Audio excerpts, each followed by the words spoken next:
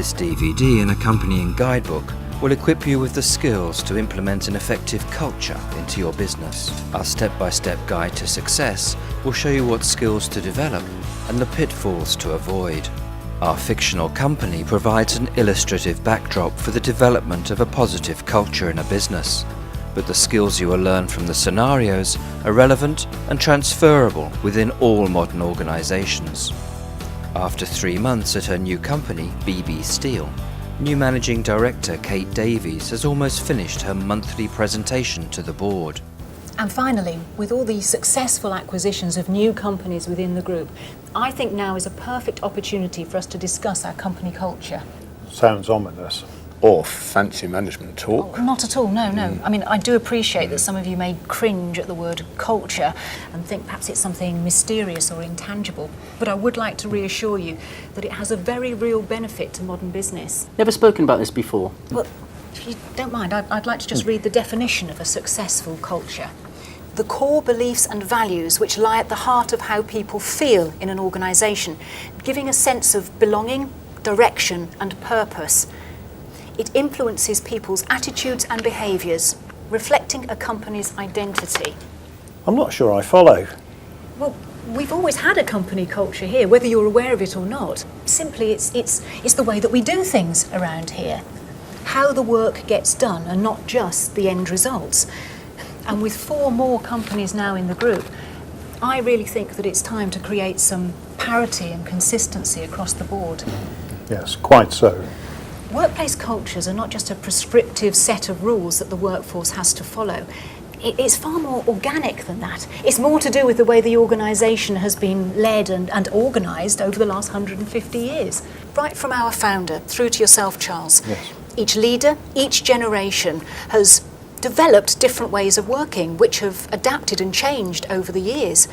And with each new industrial innovation, the way we work changes. I mean, for example, we no longer have typing pools full of copy typists. And with each technological and engineering innovation, the way we work has changed. For instance, nowadays you might have one man doing a job that perhaps a dozen did before.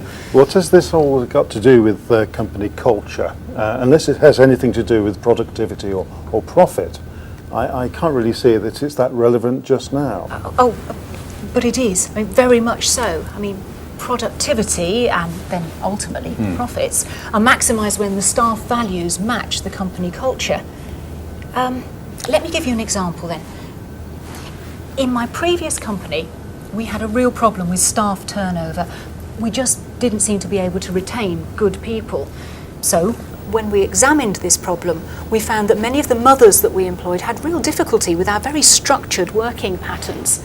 So gradually we introduced flexible hours. As a result, staff turnover decreased and the happier workforce eventually led to increased productivity. So you're saying it's as simple as happy workforce correlates to company profits? Not necessarily. I mean, a successful culture can't just be measured in terms of success or profits. A positive culture has more impact on our customer relations than anything else that we do. But are we actually going to get more orders because of our cultural beliefs? Well, let's look at it from a different angle, if we may. Culture's not just about values and beliefs. You know, it has a visual impact too. I mean, well, for example, you know, our brochure, it speaks volumes about who we are. You know, our website is a worldwide window on what we do. Our company logo, our packaging, well, even our decor tell people a lot of what our culture is about. So, and if you're all in agreement, what I would like to do over the next couple of months is to look in depth at our current culture in terms of environment, strategy, productivity, structure, processes, systems, also in terms of our resources, that's human, financial and material, just to examine what areas we can improve on. Perhaps you would like to report back to the board in 2 months. Yes, certainly.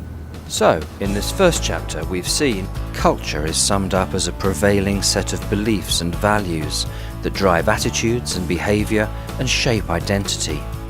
And what are the benefits of a positive culture?